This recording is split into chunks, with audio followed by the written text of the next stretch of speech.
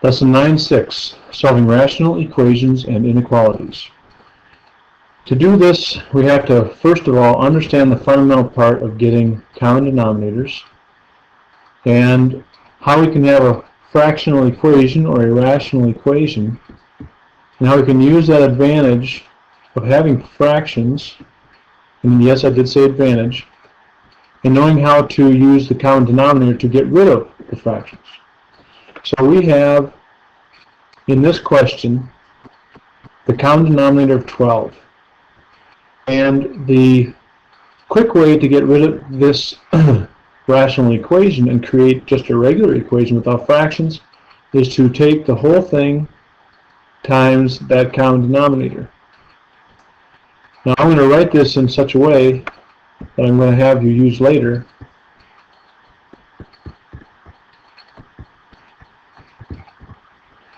By saying, I'm going to distribute this. When I do that, I'm going to write it this way, because this is going to help us simplify later with more complex rational equations. Now what gets to happen here is, we picked 12 on purpose because 12 has the ability to cancel out the denominator there and give you a 6. 6 times 1 is 6. 12 and 6 also cancel. You're left with a 2. 2 times 1 is 2. Here the 12 cancels entirely. You're left with x. And x will equal 8. So by knowing the common denominator, or the least common multiple of the denominator, we are able to use it to cancel out the denominators and get an equation without fractions. And that's what we're going to want to do in this lesson. So here we have an example. All right, we have a polynomial in the bottom. How do we make this not have fractions in it? Well, the common denominator in this case, or the least common multiple, I'll call it that, is 24 and 3 minus x. So I'm going to write that down over every fraction.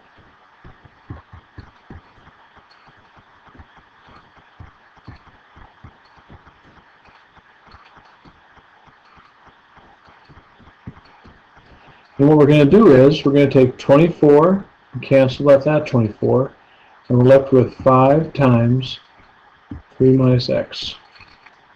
3 minus x cancels with that one. We're left with 24 times 2, or 48. 4 simplifies with the 24 by giving you a 6. We're left with 6 times 3 minus x. All right, now we've created an equation without fractions. So our next step is to get rid of the parentheses.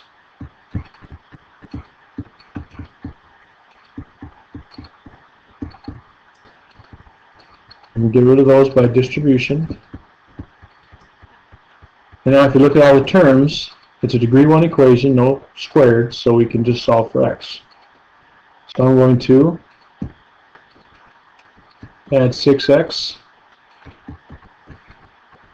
I'm going to put these together. So I'm going to get 6x minus 5x is 1x. 15 plus 48 is, let's see, 63. Yep, 63 equals 18. Subtract 63, and x equals negative 45. Okay, now with this situation, we have an answer, but because we started out with a fraction with variables in the denominator, we have to ask ourselves to do something very important, and that is check to see if negative 45, if plugged into the initial equation, would cause a denominator to be 0. So 3 minus a negative 45 would give you 48. You won't have a denominator of 0, so this is okay. It checks out. So we have to be aware of this and make sure we check our answers, because you could have an extraneous solution, which means a number that you give for an answer, but it doesn't check. When you put it back in, it causes it to be undefined. Therefore, you cannot have it as an answer. Next question. Here's a much more complex rational equation. This is factorable. difference of two squares, and this is over 1. So our common denominator will be p plus 1, p minus 1.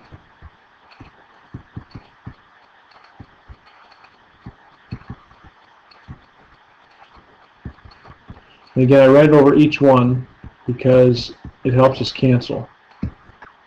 P plus 1, p plus 1. So we have p minus 1 times p squared minus p plus 1. All these cancel. And this is changed, so that's not there anymore. We get p squared minus 7 plus, nothing cancels here, so you have p times p plus 1, p minus 1. And yes, this is what it is. We're going to have to distribute and get rid of parentheses.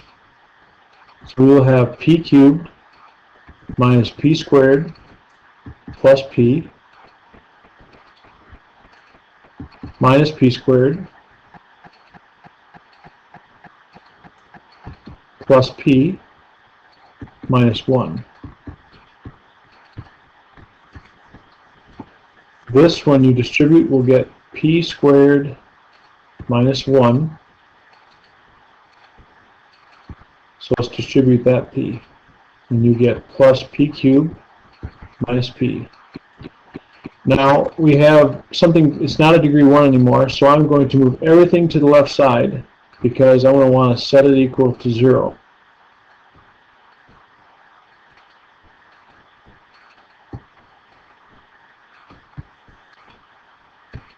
I'm putting it underneath